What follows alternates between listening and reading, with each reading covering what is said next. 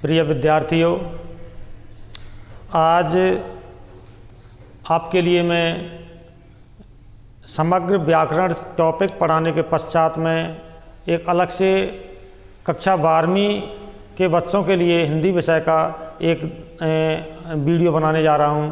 तो मैं उससे पहले आपको एक बार समस्त बच्चों को अपने विद्यालय के चैनल से जुड़ने के लिए उनको धन्यवाद देना चाहता हूं। मैं आपको पुनः बता देता हूं कि मैं जितेंद्र सिंह, हिंदी व्याख्याता, टैगोर उच्च माध्यमिक विद्यालय कठूमर अलवर की ओर से आप समस्त बच्चों का, अभिभावकजनों का मैं हार्दिक अभिनंदन करता हूं। कृपया मेरे शब्दों को इस प्रकार ध्यान से सुने और उनको एकाग्रता से समझते हुए आप अपने 2 नंबर का जो बिंदु जो हम आपको यहाँ बताने जा रहे हैं उस पर कृपया ध्यान दें।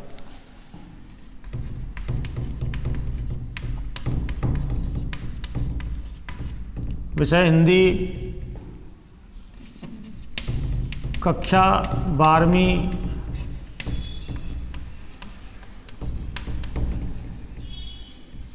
कक्षा 12वीं जो शीर्षक है आप लोगों का, वो शीर्षक है आपका शब्द शक्ति।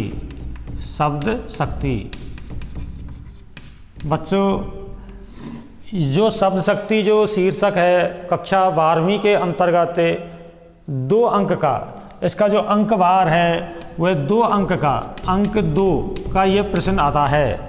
शब्द शक्ति सुनने में, समझने में बिल्कुल साधारण बात होती है। आप लोग भी शब्द शक्ति के विषय पर वार्तालाप करते हैं, बोलने चालने में वार्तालाप करते हैं। सर आपकी बहुत सारी बातें जब आपसे कहते हैं, समझाते हैं, तब भी आपको शब्द शक्ति के माध्यम से बात करते हैं, पर वह हम सही तरह से उसको समझ नहीं पाते हैं, बोलने चालने के भाव को समझ नहीं पाते हैं।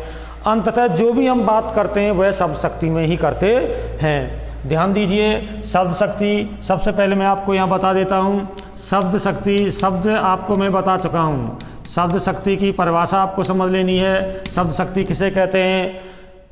यानी शब्द और शक्ति, शब्द में कोई शक्ति होती है। शब्द में शक्ति कैसे होती है? जैसे अभी हम जैसे कोई बात हम आपसे करें, हम आपसे कहें कि आपको शाबाशी दें, आपके अच्छे कार्य की हम आपकी प्रशंसा करें, तो आप बताइए आप में क्या कोई भाव पैदा होता है? वो भाव आप में एक बहुत भावनात्मक भाव पैदा हो जाता है, आप बहुत उत्साहित हो जाते हैं। और एक हम आपको इस तरह शब्द हमने बोले और एक इस तरह हम आपको शब्द बोल दें, आपको हम कड़वे शब्द बोल दें, आपको गाली हम दे दें, तो उन्हीं शब्दों में क्या होता है फिर? उससे आपको क्या होगा? अपोजिट भाव निकलने लगते हैं। आप जिस किसी व्यक्ति ने आपके प्रति कड़वे शब्द बोले, उनके प्रति आप गाली देने लगते हैं, उनके प्रति आप असंतुष्टि का व्यवहार करते हैं। ऐसा क्यों होता है? ये इसका मेन जो मुख्य जो कारण होता है वह शक्ति होती है। क्या शक्ति होती है? शब्द जो होते हैं उन शब्द में, शब्दों के अर्थ में जो कार्य करने की शक्ति होती है उसको हम शब्द शक्ति कहते हैं। शब्दों के अर्थ में निहित कार्य करने की शक्ति को ही शब्द शक्ति कहते हैं।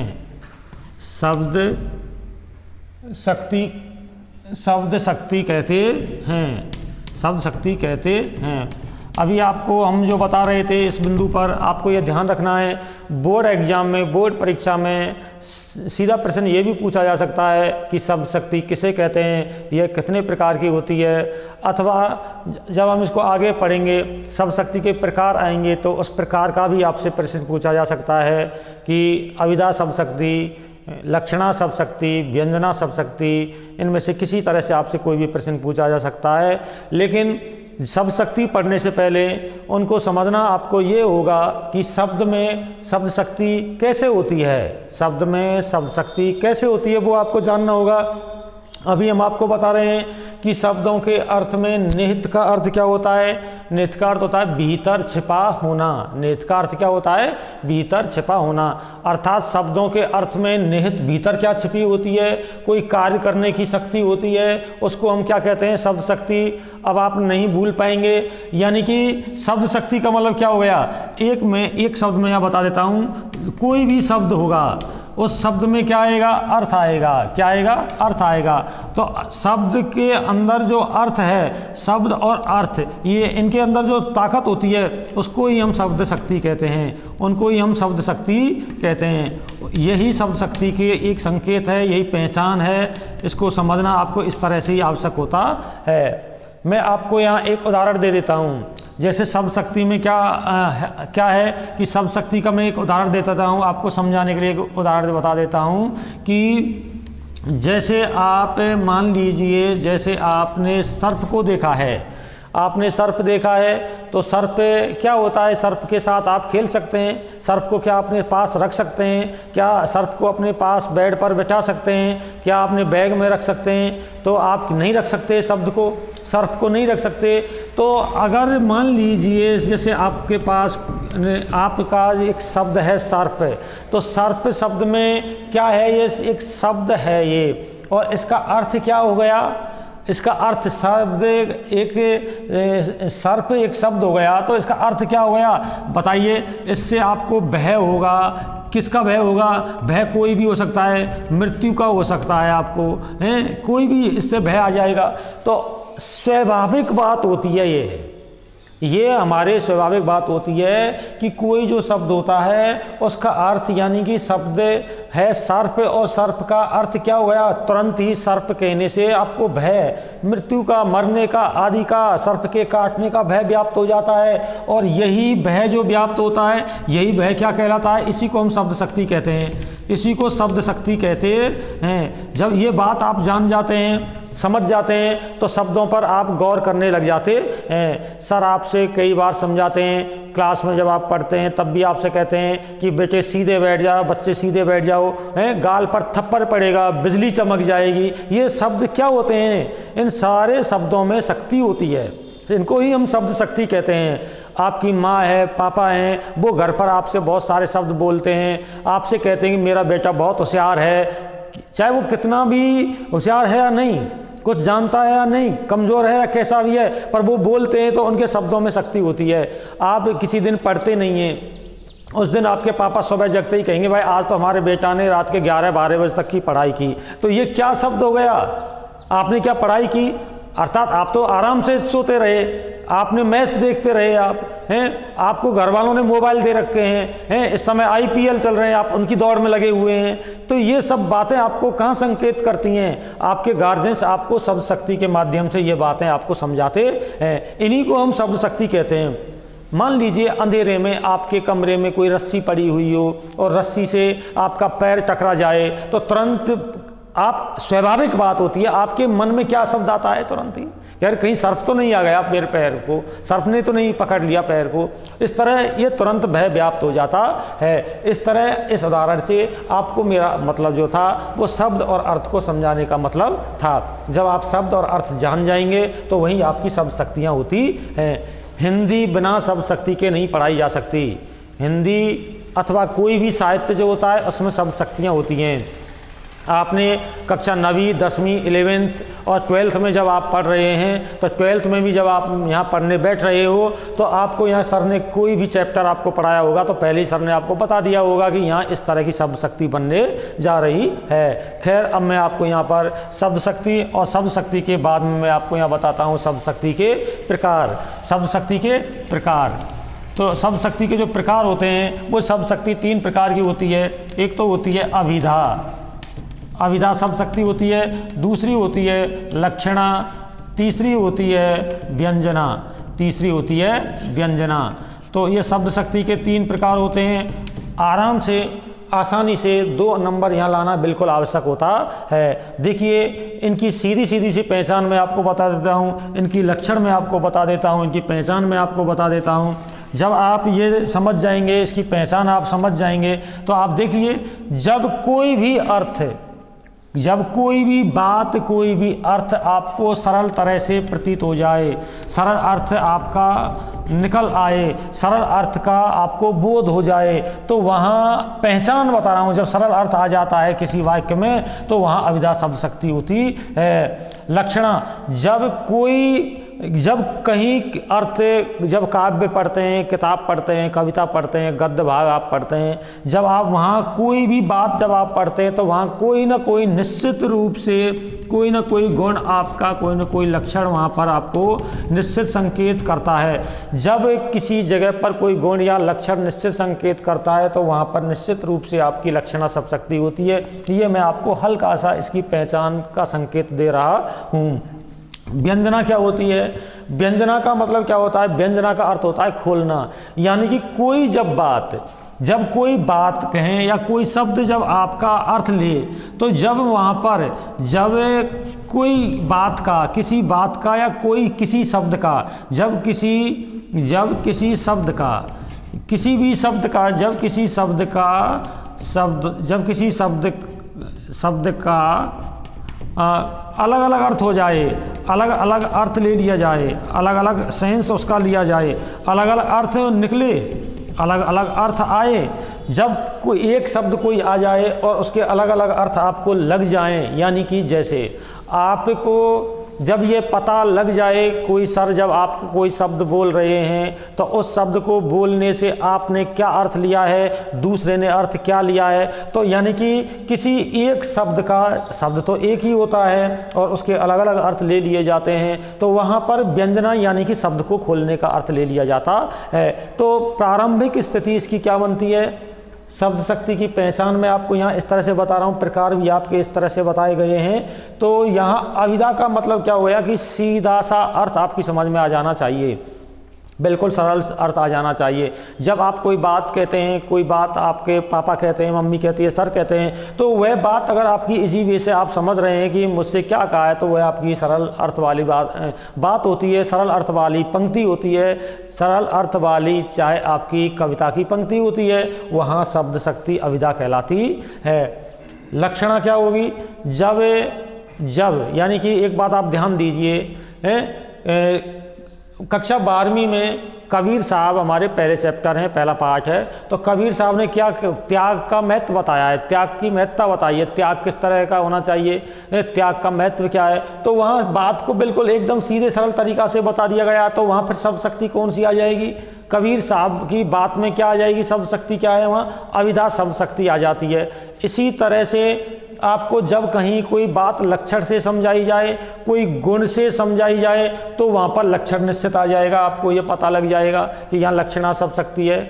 भाई किसी बच्चे से हम बोलचाल में कहते हैं, अरे उल्लू इधर आ, उल्लू क्या है, अरे गधे सीधा बैठ, ये क्या है? ये बच्चों के लिए इस तरह का जो हम विशेषण यूज कर रहे हैं, शब्द जो बोल रहे हैं, ये क्या होते हैं? उन शब्दों में कोई न कोई उनके अर्थ में क्या है? शक्ति है। क्यों? अब उसका अर्थ गधे से अर्थ उसका क्या मूर्खता से ले लिया, ये क्या बातें कहलाती हैं? ये सब शक्ति के अंतर्गत आती हैं। ध्यान दीजिए, इसी तरह व्यंजना होती है। भाई किसी भी एक शब्द का जब हम बार बार अलग अलग अर्थ ले लेते हैं तो वहाँ पर अर्थ जब हमारा बार बार अलग आ जाएगा। भाई हमने एक मिनट उदाहरण दे रहा हूँ, जैसे कि अध्यापक ने कहा 12 बज गए, तो अध्यापक ने कहा 12 बज गए, तो 12 बजने का अर्थ एक बच्चे ने क्या लिया कि भाई 12 बज गए, आराम से अब पढ़ाई बंद कर दीजिए, आराम से रेस्ट करिए। दूसरे बच्चे ने अर्थ क्या ले लिया 12 बजने का? नहीं, खाना खाने का टाइम हो गया, अब अपना खाना खा लीजिए।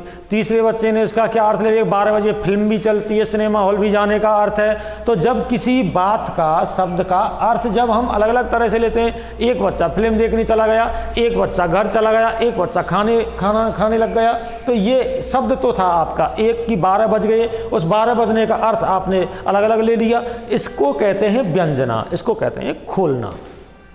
थोड़ा इसको हम और आगे आपको बढ़ाते हुए, अगला टॉपिक इसी में आगे का प्रकरण आपको बढ़ाते हुए हम आगे और चलते हैं, इसका थोड़ा और विस्तार हम आपको पढ़ते हैं। ये संक्षिप्त जानकारी मैंने इसलिए आपको समझाना चाहा है कि शब्द शक्ति की एक तो परिभाषा आपको आनी चाहिए। शब्द शक्ति में 2 शब्द हैं, एक शब्द है और एक शक्ति है। तो शब्द के अर्थ में क्या होती है? शक्ति होती है। वह क्या कहलाती है? आपकी शब्द शक्ति कहलाती है। शब्द शक्ति कहाँ होती हैं? हिंदी में ही होती हैं क्या?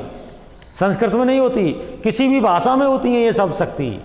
किसी भी भाषा में जब आप पढ़ेंगे वहीं शब्द शक्ति होंगी, सोचना नहीं है, समझ लेना है। इंग्लिश में भी होती है शब्द शक्ति, हिंदी में भी होती है शब्द शक्ति, और संस्कृत में भी होती है। जो भी कोई भाषाएं हैं वहाँ पर शब्द शक्ति काम करती है। उदाहरण मैंने यहाँ आपको क्यों ये देना चाहा है, इसलिए देना चाहा है कि आपको एक शब्द दिया गया है सर्प, और उस सर्प का अर्थ आपने क्या ले लिया, क्या अर्थ लिया? सर्प तो सर्प होता है, पर लेकिन सर्प का अर्थ तुरंत ही आपने भय से, मृत्यु से, डरने से आपने ले लिया। तो ये क्या कहलाएगा आपका? इस तरह से सर्प के अर्थ से आपको जो निकला भय और डर, वो क्या शब्द शक्ति किसकी काम कर रही थी? शब्द की। शब्द क्या था? सर्प। क्यों? सर्प के बारे में आप लोग जानते हैं, इसलिए वो काम कर रही थी। यानी कि अब शब्द शक्ति के प्रकार जैसे हमने आपको यहाँ पर बता दिए हैं। शब्द शक्ति 3 प्रकार की होती हैं। पहचान इनकी मैं आपको बता चुका हूँ कि चाहे कोई गद्य का उदाहरण आ जाए, पद्य का उदाहरण आ जाए, अथवा आप अपना कोई उदाहरण बनाते हैं, तो वहाँ पर जब आपका अर्थ सीधा सरल आ जाता है तो वहाँ अभिधा शब्द शक्ति कहलाती है। और जब कोई गुण या लक्षण किसी का बताया जाता है तो वहाँ पर लक्षण कहलाती है। और वहाँ पर जब व्यंजना, किसी शब्द का जब अर्थ आप बार बार खोलने लग जाएँ, बार बार समझने लग जाएँ, मैंने उदाहरण आपको बता दिया है कि एक शब्द होता है, उसके अलग अलग अर्थ हम प्रयोग में लेते हैं, तो वहाँ व्यंजना शब्द शक्ति कहलाती है। आगे ध्यान दीजिए, आपको ये समझ में आ जाना चाहिए। आगे मैं फिर मैं बता रहा हूँ आपको यहाँ पर।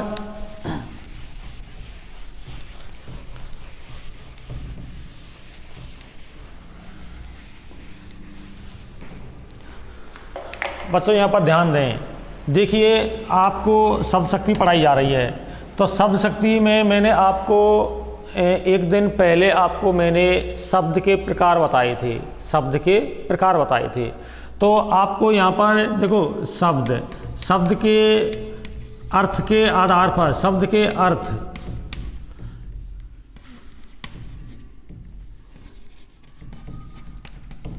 शब्द के अर्थ के आधार पर जो प्रकार हैं वो कितने हैं भैया? आपको मैं ये पहले समझा चुका हूँ, ये मैं आपको बता चुका हूँ। तो आप क्या बता देंगे इसमें कि सर वाचक शब्द होते हैं, मैंने आपको पहले ही बता दिया है। लक्षक शब्द होते हैं, आपको मैं पहले ही बता चुका हूँ। और व्यंजक शब्द होते हैं, ये आपको मैं पहले ही बता चुका हूँ। अब आपको यहाँ मैं इनको इसलिए यहाँ समझाना चाह रहा हूँ, इसलिए आपको मैं यहाँ बताने जा रहा हूँ कि आपको ये बात समझ में आ जानी चाहिए, आप ये समझ जाने चाहिए कि जो 3 तरह के जो शब्द होते हैं, इन 3 तरह के शब्दों से ही हमारी 3 शब्द शक्तियाँ कैसे बनती है।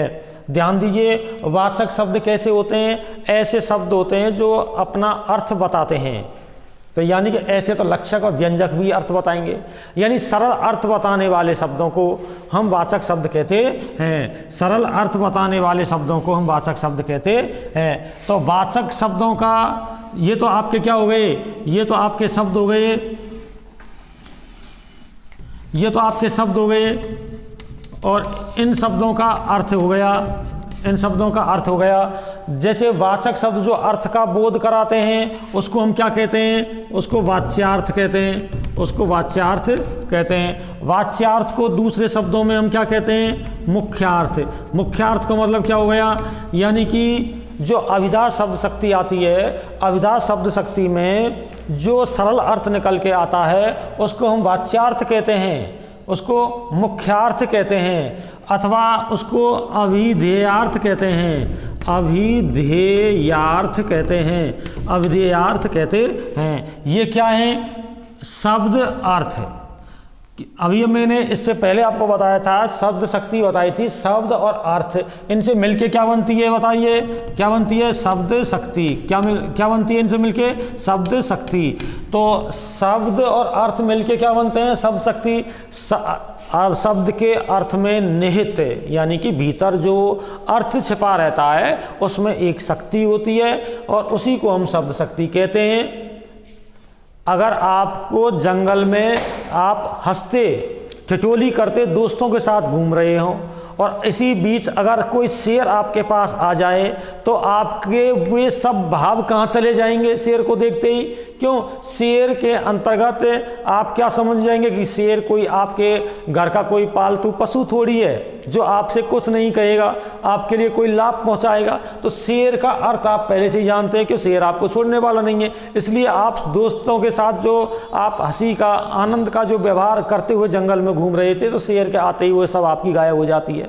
तो इन्हीं बातों को मैं आपको यहाँ समझाना चाह रहा हूँ कि शब्द के अर्थ में जो निहित शक्ति होती है उसको शब्द शक्ति कहते हैं। और ये शब्द मैं आपको पहले बता चुका हूँ। ये 3 तरह के शब्द हैं। इन 3 तरह के शब्दों का अलग अलग अर्थ लिया जाता है। जैसे वाचक का अर्थ आप समझ गए कि जो सरल अर्थ का बोध कराते हैं उनको हम वाच्यार्थ कहते हैं, मुख्यार्थ कहते हैं, अविधेयार्थ कहते हैं। अब यही तुरंत आपकी समझ में ये बात आ जानी चाहिए। 2 नंबर बिल्कुल आसान होते जा रहे हैं, बिल्कुल कि देखिए कैसे आसान हो रहे हैं कि वाचक या वाच्यार्थ या मुख्यार्थ या अविधेयार्थ, इस अर्थ का बोध कराने वाली शक्ति, इस अर्थ का बोध कराने वाली शब्द शक्ति को हम अविधा कहते हैं। क्या कहते हैं उसको? हम अविधा शब्द शक्ति कहते हैं। अविधा शब्द शक्ति कहते हैं। जो इस तरह से जो इनका बोध कराती है उसको हम अविधा शब्द शक्ति कहते हैं। अब आपकी समझ में आपको ये 3 तरह के शब्द हम आपको पूर्व में समझाए थे, केवल बताए थे, आपको इनका विभाजन नहीं बताया था, इसका वर्णन आपको नहीं बताया था, शब्दों की परिभाषा आपको नहीं बताई थी। लेकिन यहाँ हम आपको बता रहे हैं कि वाचक का मतलब होता है बोलने वाला, बताने वाला। तो जो बताने वाला है, ऐसे शब्द जो बताने वाले सामान्य अर्थ को बताते हैं, सरल अर्थ को बताते हैं, वो वाचक शब्द कहलाते हैं। और वाचक शब्दों का जो सरल अर्थ होता है उसको क्या कहते हैं? हम वाच्यार्थ कहते हैं। दूसरे शब्दों में आप कैसे कह देंगे कि वाचक शब्दों से लिया गया अर्थ क्या कहलाता है? वाच्यार्थ। जब आप ये क्लियर कर चुके हैं, वाच्यार्थ कहते हैं। और वाच्यार्थ का बोध कराने वाली शब्द शक्ति क्या कहलाएगी? अविधा शब्द शक्ति। अर्थात सीधे सरल अर्थ का बोध कराने वाली शब्द शक्ति क्या कहलाएगी? उदाहरण जैसे हम आपको यहाँ बता देते हैं। इसका एक उदाहरण मैं आपको यहाँ दे रहा हूँ। जैसे आपको यहाँ के क्या कह दिया? अधिक वर्षा के कारण सारे शहर में पानी ही पानी हो गया। अधिक वर्षा के कारण सारे शहर में पानी ही पानी हो गया। तो अब यहाँ क्या है कि वर्षा के कारण क्या होता है? पानी। वर्षा से पानी होता है, तो अधिक वर्षा के कारण, इसका सीधा ही सरल ही तो अर्थ निकल के आया। इसकी पहचान में आपको कोई अधिक जोर देना नहीं पड़ा। तो ये एक अविधा शब्द शक्ति का एक उदाहरण आपको यहाँ बनता है। दूसरी लक्षणा जो शब्द शक्ति है वो आप यहाँ ध्यान दीजिए। यानी कि लक्षक शब्द, लक्षक का मतलब ही क्या होता है? कोई गुण या कोई विशेषता होती है, कोई गुण या कोई विशेषता होती है। तो यानी कि जब लक्षक शब्दों से कोई गुण का या लक्षण का या विशेषता का कोई अर्थ लिया जाता है उसे हम लक्ष्यार्थ कहते हैं। उसको हम क्या कहते हैं? उसको लक्ष्यार्थ कहते हैं। क्या कहते हैं? उसको लक्ष्यार्थ कहते हैं। जब कोई लक्षक शब्दों से लिए गए अर्थ को लक्ष्यार्थ कहते हैं। लक्ष्यार्थ में क्या आता है? लक्ष्यार्थ में कोई जो अर्थ आता है उसमें कोई लक्षण या कोई गुण या कोई विशेषता उसमें ली जाती है, इसलिए उसको हम लक्ष्यार्थ कहते हैं। उसको लक्ष्यार्थ कहते हैं। अब आप यहाँ समझ लीजिए, अविधा की परिभाषा आपने क्या बताई सीधी सीधी कि वाच्यार्थ या मुख्यार्थ का बोध कराने वाली शब्द शक्ति क्या कहलाती है? अविधा शब्द शक्ति कहती है। और लक्ष्यार्थ का बोध कराने वाली शब्द शक्ति को क्या कहेंगे आप लोग? लक्षणा कहेंगे। लक्षणा शब्द शक्ति कहते हैं। अब लक्ष्यार्थ का मतलब क्या हो गया? कोई गुण या लक्षण का मतलब क्या ले लिया आपने? कैसे कह दिया? आपने कह दिया जैसे सीता तो गाय के समान है। सीता तो गाय के समान है। अब आपको यहाँ पर क्या समझना है कि सीता एक स्त्री है, मानव जाति से है, और गाय एक पशु है, पशु जाति से है। तो सीता क्या कोई पशु है? तो सीता क्या कोई पशु है? लक्षक शब्द ऐसे शब्दों से ही तो कहते हैं जो कोई लक्षण या गुण विशेषता बता करके अर्थ में कोई चमत्कार पैदा करते हैं, अर्थ में कोई विशेषता पैदा करते हैं, तो उन शब्दों को लक्षक शब्द कहते हैं। तो यहाँ पर गाय का जो लक्ष्यार्थ है, यहाँ पर गाय का जो लक्ष्यार्थ है, गाय का क्या लक्ष्यार्थ होता है? गाय एक सीधी सरल स्वभाव की होती है। सीधी सरल स्वभाव के गुण या लक्षण से विशेषता से होती है। तो यहाँ लक्ष्यार्थ में क्या गया कि सीता तो एक स्त्री जाति से है, पर वह गाय के गुण क्या है, गाय का गुण क्या है, सीधा होने से, सरल होने से, उसके स्वभाव के गुण से है। अर्थात सीता का स्वभाव का यहाँ गाय से लक्षण क्या ले लिया गया है, सीधे होने से, सरल होने से लिया जाता है। तो यहाँ इस तरह से यहाँ पर एक लक्षणा शब्द शक्ति का उदाहरण आपको प्रस्तुत किया जा रहा है। तो इसके माध्यम से आपको मेरा जो मतलब है वाचक, लक्षक और व्यंजक शब्द की ओर संकेत करना भी है। इसके साथ साथ ये बताना भी है कि वाच्यार्थ, लक्ष्यार्थ कैसे शब्द होते हैं। भाई यहाँ वर्षा है, वर्षा का जो वाचक अर्थ क्या है, वर्षा का अर्थ क्या है, पानी। वर्षा क्या है, वर्षा का अर्थ क्या है, पानी। वर्षा से तो पानी होता ही होता है, तो सरल अर्थ कहलाता है। ये वाच्यार्थ हो गया यहाँ पर।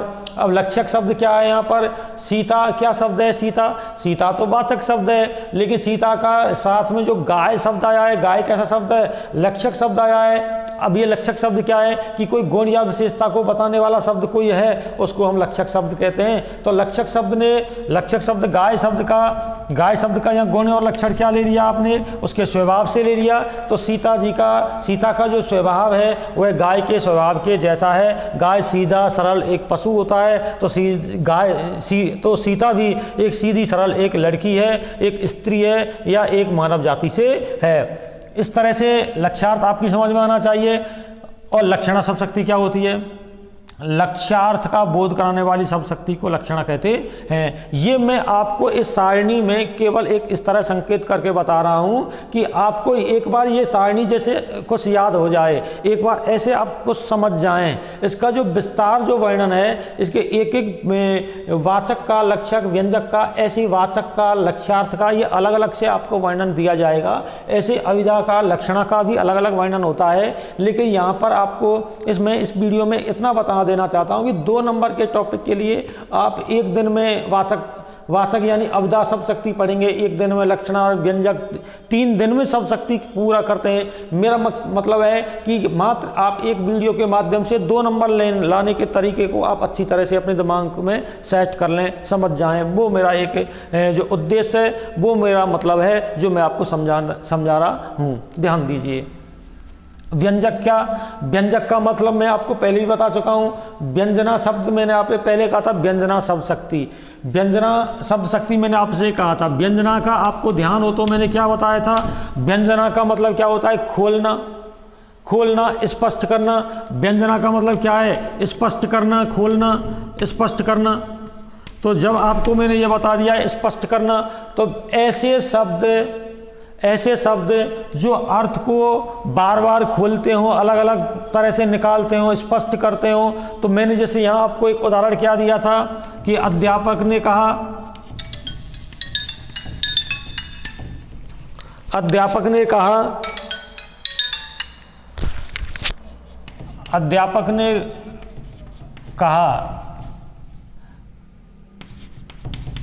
12 बज गए। तो जैसे अब यहाँ अध्यापक ने कहा, अध्यापक वाचक शब्द है, अध्यापक ने क्या कहा, अब यहाँ 12 शब्द आया है, तो ये इसका अर्थ आपको खुद को ही ये समझना, 12 बज गए। अध्यापक का विद्यार्थियों से कहने का मतलब 12 बजने का मतलब क्या हो गया। तो यहाँ जैसे 12 बजने का मतलब यहाँ पर जो आप पढ़ रहे हैं, 12 बजने का मतलब जो आप यहाँ पढ़ रहे हैं, तो इसका मतलब क्या है, 12 बजने का मतलब आप यहाँ क्या पढ़ रहे हैं कि यहाँ 12 बजने का अर्थ मैंने आपको बताया कि जैसे एक बच्चे ने तो लिया कि ठीक है, अब सर ने कह दिया लंच हो गई, रेस्ट हो गई, आराम से कर लीजिए। और फिर दूसरा बच्चा उसी 12 बजने का अर्थ क्या ले रहा है, 12 बजने का दूसरा बालक तुरंत ही अर्थ क्या ले रहा है, दूसरा बालक इसका तुरंत ही अर्थ क्या ले रहा है कि ठीक है अब आराम से खाना खा लिया जाए। और तीसरे बच्चे ने 12 बजे का अर्थ क्या ले लिया कि चलो अब फिल्म देखने का टाइम हो गया, फिल्म देख लेते हैं। तो ये एक शब्द के जब हम अलग अलग तरह से इस तरह से अर्थ जब हम खोलते हैं, अलग अलग अर्थ जब स्पष्ट करते हैं, तो ये सब बातें क्या कहलाती हैं आपकी, ये सब बातें क्या कहलाती हैं, ऐसे शब्दों को हम व्यंग्यार्थ कहते हैं, व्यंग्यार्थ कहते हैं। व्यंग्यार्थ को दूसरे शब्दों में अन्यार्थ कहते हैं, अन्यार्थ कहते हैं, अन्यार्थ भी कहते हैं। जो कई अलग अलग अर्थों का बोध कराता है उसको अन्यार्थ कहते हैं। इस तरह से आपको मैं यहाँ पर इस सारणी के माध्यम से मैंने आपको ये बता दिया है कि आपको ये देख लेना है कि वाचक शब्द के नीचे आप देख लीजिए, शब्द के तीनों प्रकार आप वाचक, लक्षक और व्यंजक ये जान गए हैं। यानी कि शब्द के मैंने प्रकार आपको एक व्याकरण वर्गीकरण में बताए थे, वहाँ आपको जान लेना चाहिए था कि वाचक, लक्षक, व्यंजक, क्योंकि शब्द शक्ति आपको सीधे सीधे हम पढ़ाते हैं, सभी आप देख लेना, आगे भी आप जैसे पढ़ेंगे तो आपको सीधी सीधी शब्द शक्ति पढ़ाई जाती है। लेकिन आपको ये पता लग जाना चाहिए कि ये शब्द जो हैं हमारे अर्थ वाले शब्द हैं। कैसे शब्द हैं? ये हमारे अर्थ वाले शब्द हैं, और इन शब्दों का जो अर्थ है आप सीधे परिभाषा बता देंगे कि वाचक शब्दों का अर्थ क्या कहलाता है। वाचक शब्दों का अर्थ क्या कहलाता है? वाच्यार्थ कहलाता है। और लक्षक शब्दों का अर्थ क्या कहलाता है? लक्ष्यार्थ कहलाता है। और व्यंजक शब्दों का अर्थ क्या कहलाता है? व्यंग्यार्थ कहलाता है। अब आप यहाँ से आगे इसी तरह से जब आप आगे देखते चलिए, जब आप वाच्यार्थ, लक्ष्यार्थ, व्यंग्यार्थ इनको आप जान गए, इनको आप समझ गए, तो बेटा आपकी समझ में ये बात बिल्कुल एकदम आसान हो जाती है कि वाच्यार्थ का मतलब क्या हो गया? जो सरल अर्थ का बोध कराती है। और लक्ष्यार्थ का मतलब क्या हो गया? जो लक्षण या गुण का विशेषताओं का बोध कराता है। व्यंग्यार्थ का मतलब क्या हो गया? जो अलग अलग अर्थ का बोध कराता है, उसको व्यंग्यार्थ कहते हैं। इस प्रकार से यहाँ पर आपकी जो शब्द शक्ति हैं, इस प्रकार से यहाँ पर जो आपकी शब्द शक्ति का जो एक क्रम है मैं आपको यहाँ क्लियर करके बता चुका हूँ। आगे आप यहाँ थोड़ा सा इसका विस्तार और करना चाहें तो मैं अभी आपको इसके बाद में अभिधा, क्रमशः अभिधा का, लक्षणा का और व्यंजना का एक परिभाषा की तरह से मैं आपको यहाँ थोड़ा विस्तार से और वर्णन इसको देने जा रहा हूँ। लेकिन एग्जाम में आपको इतना ही समझ लेना है कि अगर आपसे ये पूछा जाए कि अभिधा शब्द शक्ति किसे कहते हैं, अथवा एग्जाम में उदाहरण दे दिया जाए कि अधिक वर्षा के कारण सारे शहर में पानी पानी हो गया, इस वाक्य में किस शब्द शक्ति का प्रयोग किया गया है, तो आप तुरंत और उसकी परिभाषा आप दीजिए। तो आप यहाँ क्या जवाब दे देंगे कि प्रस्तुत वाक्य में यहाँ पर अभिधा शब्द शक्ति है और नीचे उसकी हम परिभाषा दे देंगे। अभिधा शब्द शक्ति की क्या परिभाषा आप दे देंगे? वाच्यार्थ का बोध कराने वाली शब्द शक्ति को हम अभिधा शब्द शक्ति कहते हैं। ये सार्थ आपकी समझ में आ जाना चाहिए। अभी यहाँ हम आपको इन तीन उदाहरण के माध्यम से तीनों शब्द शक्तियों का आपको क्रमशः इस तरह अध्ययन कराया है। ध्यान दें, अभी तक हमारी परीक्षा में अभिधा का, लक्षणाकार, व्यंजना का इस तरह प्रश्न आया है। मान लीजिए यह क्वेश्चन एग्जाम में आ जाता है, बोर्ड परीक्षा में आ जाता है, अध्यापक ने कहा कि 12 बज गए, तो आप यहाँ तुरंत बता देंगे कि 12 बजने के कई कई अलग अलग अर्थ लिए गए हैं, तो ये क्या व्यंजना शब्द शक्ति है। ध्यान दें, प्रश्न यहाँ इनसे भी आपसे कभी पूछ लिया जा सकता है। आपसे ये पूछ लिया जाए कि भाई वाच्यार्थ किसे कहते हैं, उदाहरण दे करके बताइए। तो आप वाच्यार्थ का मतलब क्या हो गया कि जो सरल अर्थ का, जो संकेतित अर्थ का जो बोध किया जाता है वह क्या वाच्यार्थ कहलाता है। तो यहाँ वही सरल अर्थ आपका आ गया। अगर आपसे लक्ष्यार्थ का अर्थ पूछ लिया जाए कि लक्ष्यार्थ किसे कहते हैं, तो लक्ष्यार्थ का अर्थ क्या हो गया यहाँ पर कि जो कोई लक्षण या विशेषता का वर्णन करता है, बोध कराता है, उसको हम लक्ष्यार्थ कहते हैं। व्यंग्यार्थ किसे कहते हैं? व्यंग्यार्थ जहाँ पर अन्य अर्थ का, कई अलग अलग अर्थों का जहाँ बोध होता है उसको हम व्यंग्यार्थ कहते हैं। ध्यान दें, ये आपको इस तरह से इस सारणी के माध्यम से आपको ये 2 नंबर आपको एकदम आसानी से प्राप्त करने में आसानी रहती है। और यहाँ वैसे लक्षणा के 2 प्रकार हैं और ऐसे ही यहाँ पर व्यंजना के 2 प्रकार हैं। ऐसे ही यहाँ व्यंजना के 2 प्रकार हैं। अभिधा अपने आप में मूल रूप से एक ही प्रकार की होती है। लक्षणा के दोनों प्रकार, जैसे रूढ़ी लक्षणा, रूढ़ी लक्षणा, और एक होती है प्रयोजनवती लक्षणा, प्रयोजनवती लक्षणा। और ऐसे ही यहाँ व्यंजना क्या होती है? एक तो होती है शाब्दी व्यंजना, शाब्दी व्यंजना, और एक होती है आर्थी व्यंजना, आर्थी व्यंजना। यूँ तो हमारे भाषा वैज्ञानिकों ने, भाषा विशेषज्ञों ने लक्षणा के इन दोनों प्रकार के अलावा भी इनके अलग अलग और उपभेद किए हैं, इनके और अलग अलग उपभेद किए हैं।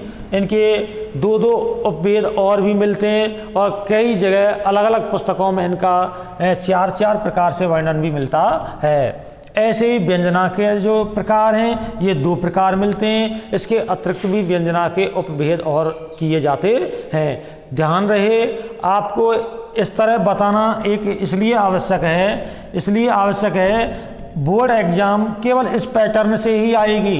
आपको ये नहीं लिखना है कि इसमें रूढ़ि लक्षणा है, इसमें ये नहीं देना प्रयोजनवती लक्षणा है।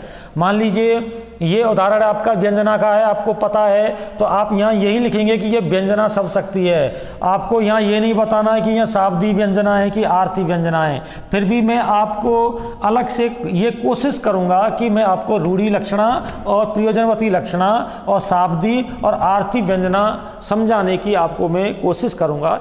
ऐसा बताने से आप पर कोई भी अतिरिक्त दबाव नहीं बनता है। आपकी समझ में ये एकदम आसान तरीका से, जैसे लक्षणा आपकी समझ में आ गई, लक्षणा की परिभाषा आपकी समझ में आ गई। जैसे क्या आई लक्षणा की परिभाषा, अपने आप दिमाग में स्थिर कर लें इस सेट को। ये जो एक सारणी मैंने, एक चार्ट जो मैंने आपको बताया है, इसको आप सेट कर लें कि वाचक शब्दों से लिया गया अर्थ क्या कहलाता है, वाच्यार्थ। लक्षक शब्दों से लिया गया अर्थ क्या कहलाता है, लक्ष्यार्थ। और व्यंजक शब्दों से लिया गया अर्थ क्या कहलाता है, व्यंग्यार्थ। ध्यान दें, काव्य में शब्दों के अर्थ में एक निहित शक्ति होती है, उसको क्या कहते हैं, शब्द शक्ति। आपको इसी क्रम को समझ लेना है। 2 नंबर एकदम इजी है, बिल्कुल। 2 नंबर लाने के लिए आपको थोड़ा सा एक ही वीडियो देखना पड़ा। शब्दों के अर्थ में निहित कार्य करने की शक्ति को शब्द शक्ति कहते हैं। अब वही बात अब यहाँ लागू हो जाएगी, अविदा शब्द शक्ति किसे कहते हैं। अब आप यूँ भी बता सकते हैं, वाचक शब्दों से जो वाच्यार्थ होता है, वाच्यार्थ के द्वारा जिस अर्थ का बोध किया जाता है ना, वह अविदा कहलाती है। आप यूँ भी बता सकते हैं, और सरल तरीका से आप यूँ कह सकते हैं, वाच्यार्थ का बोध कराने वाली शब्द शक्ति को हम अविदा कहते हैं। ये इस चार्ट में आपको मैंने मेरे हिसाब से आपको यहाँ संकेत किया है। बाकी की आप विभिन्न तरह की जो पुस्तकें हैं, जो अपने विशेषज्ञ हैं, उन्होंने यहाँ पर कई तरह से अलग अलग परिभाषाएं भी दी हैं, जो मैं आपको अभी कुछ और समझाने की कोशिश कर रहा हूँ। इस तरह से आप थोड़ा सा ध्यान दें।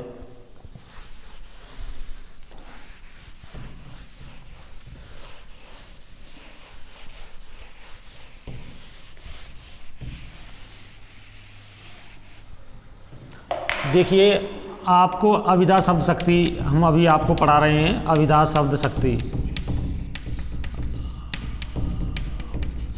बच्चों यहाँ पर आपको केवल इतना ध्यान देना है कि 2 नंबर का बिंदु है जो आप अभी तक क्लियर कर चुके हैं, और अभी मैं इसका थोड़ा सा यहाँ विस्तार से थोड़ा सा आपको संकेत यहाँ और करना चाह रहा हूँ, वो आप यहाँ ध्यान दें। तो देखिए, अविदा, आप यहाँ वाचक शब्द आपको पहले से आ चुके हैं। वाचक शब्द क्या है, सरल अर्थ देने वाले।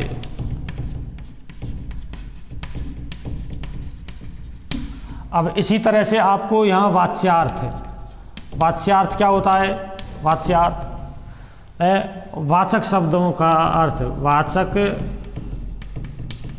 शब्दों से लिया गया अर्थ वाच्यार्थ कहलाता है। और अब आपको यहाँ अविदा की जैसे आपको परिभाषा देना है, परिभाषा जैसे देनी है अविदा शब्द शक्ति की, तो यहाँ क्या कहेंगे, काव्य में लोक प्रचलित का मतलब क्या हो गया, काव्य में लोक प्रचलित संकेतित सरल अर्थ को अविधा शब्द शक्ति कहते हैं। अविधा शब्द शक्ति कहते हैं।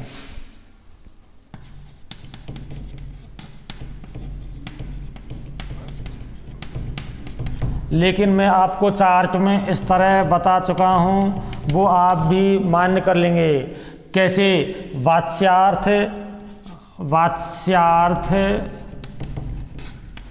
या मुख्यार्थ का बोध कराने वाली शब्द शक्ति को अविधा शब्द शक्ति कहते हैं।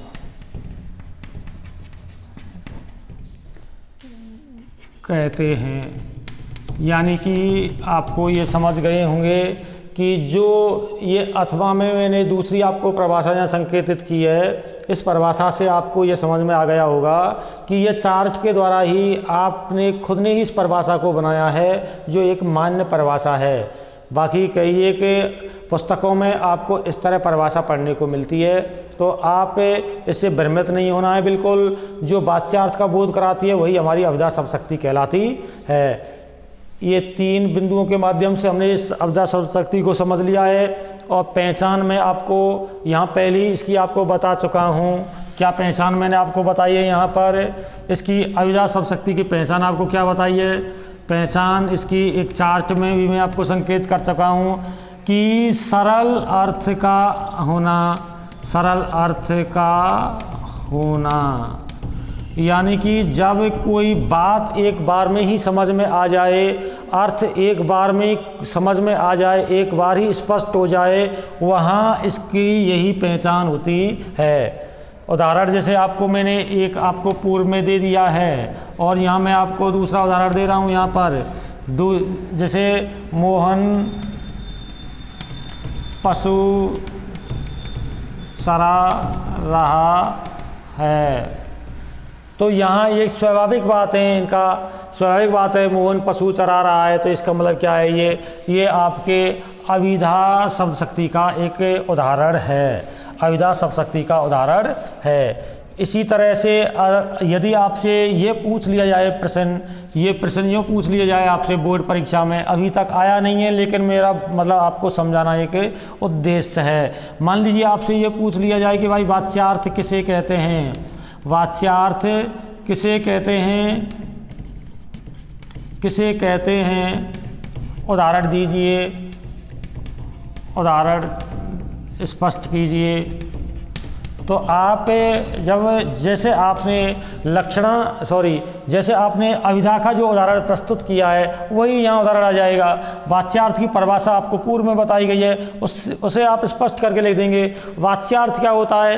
काव्य में प्रचलित सरल अर्थ जो होता है उसको हम वाच्यार्थ कहते हैं। उदाहरण दे देंगे, जैसे मोहन पशु चरा रहा है, अथवा उदाहरण आप दे देंगे यहाँ पर उत्तर में। आप उत्तर में आप परिभाषा पूर्व के अनुसार तो आपको परिभाषा हो जाएगी, पूर्व के अनुसार तो आपकी परिभाषा हो जाएगी। और उदाहरण में आप यहाँ आराम से ये उदाहरण आप दे दें, अथवा कोई भी उदाहरण दे दें आप, जैसे अपना रुचिन का कोई भी दे दें, श्वेता स्वेटर बुन रही है, कोई भी आप यहाँ दे दें, श्वेता स्वेटर बुन रही है। मतलब सामान्य बात आपको यहाँ पर लिखनी होती है। इस तरह से आपकी यहाँ पर एक अभिधा शब्द शक्ति का एक शीर्षक है जो मैंने आपको थोड़ा सा यहाँ अतिरिक्त थोड़ा सा विस्तार दे करके और उसको थोड़ा समझा दिया है। इसकी परिभाषा भी आपको यहाँ क्लियर की गई है।